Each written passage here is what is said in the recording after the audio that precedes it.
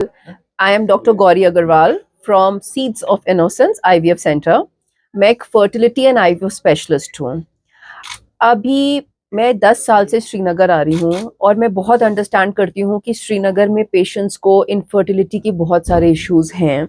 Specially यहाँ पे women का एएमएच लो है, मेल इनफर्टिलिटी स्पर्म काउंट कम है, और अब तो हमें जेनेटिक भी पेशेंट्स मिल रहे हैं जिनके बेबी में जेनेटिक इश्यूज हैं। मैं ये प्राउडली बोलना चाहती हूँ, सीड्स ऑफ इनोसेंस एक ऐसा आईवीएफ ग्रुप है जिसका अपना जेनेटिक लैब है, यानी कि हम आईवीएफ जेनेटिक टेस्टिंग के साथ करते हैं।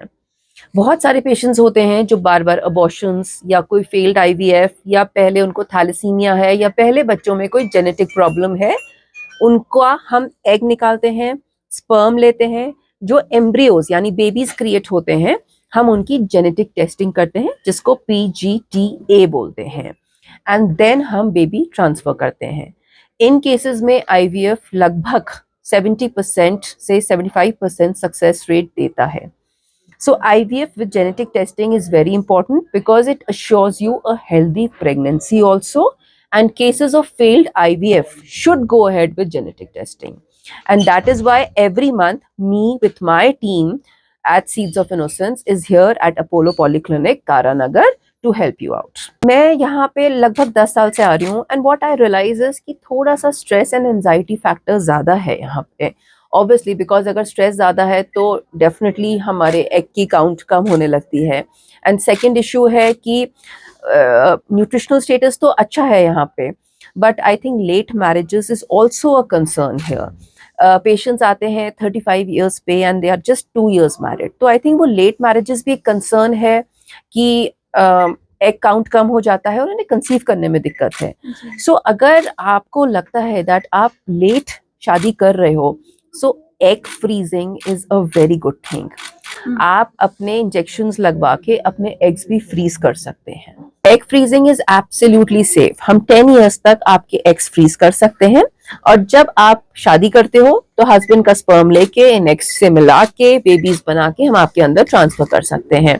एटलीस्ट ये लो एएमएच और जो ये एग काउंट कम हो जाता है ना, इसकी पॉसिबिलिटी बहुत कम हो जाती है। Egg freezing is very safe, very safe. हम आपको 10 दिन का इंजेक्शंस लगाते हैं। दीज आर हार्मोनल इंजेक्शंस जो आपकी ओवरी में एग्स बनाते हैं। इन एग्स को 10 दिन बाद हम एक सिंपल नीडल के थ्रू अल्ट्रासाउंड गाइडेड एग्स निकालते हैं और ये हम फ्रीज करके रख लेते हैं।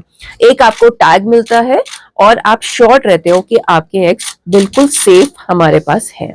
देखिए, I think I can't comment much on that, but at least हमारा एक ग्रुप है जो बहुत एथिकली करता है। अगर हमें प्रोसीजर के वक्त लगता है कि देयर इज एनी इशू, आपकी एग काउंट अच्छी नहीं है या आपका स्पर्म अच्छा नहीं हो पा रहा है या एम्ब्रियो नहीं बना है, सो बिना कंसेंट के हम पेशेंट्स को कुछ भी नहीं डालते हैं। एंड आई थिंक पेशेंट का कंसेंट या पेशेंट को जानना बहुत जरूरी है कि उनको क्या डाल रहे हैं। बट कश्मीर में I think since donor x के लिए लोगों को बहुत सारे प्रॉब्लम्स रहते हैं, सो हम कोशिश करते हैं ऐसा प्रोटोकॉल यूज करें जहां लो एएमएच में भी अच्छे से इंजेक्शंस लगा के हम उनके एग्स बना सकते हैं। और कभी कभी हम 2 साइकिल्स आईवीएफ करके, यानी हम पूल कर लेते हैं एग्स। एक साइकिल में 2 एग्स निकले, अगली साइकिल में 2 एग्स निकले, तो हम 4 एग्स पूल करके एम्ब्रियोज बना के फिर ट्रांसफर करते हैं। तो एक्चुअली क्या होता है कि हम डे 5 पे एम्ब्रियो फ्रीज कर देते हैं। सो फ्रीज मतलब वो डे 5 पे जम जाता है और फिर उसको क्रायो कैंस में रखकर 10 साल हम उसी लेवल पे फ्रीज कर देते हैं।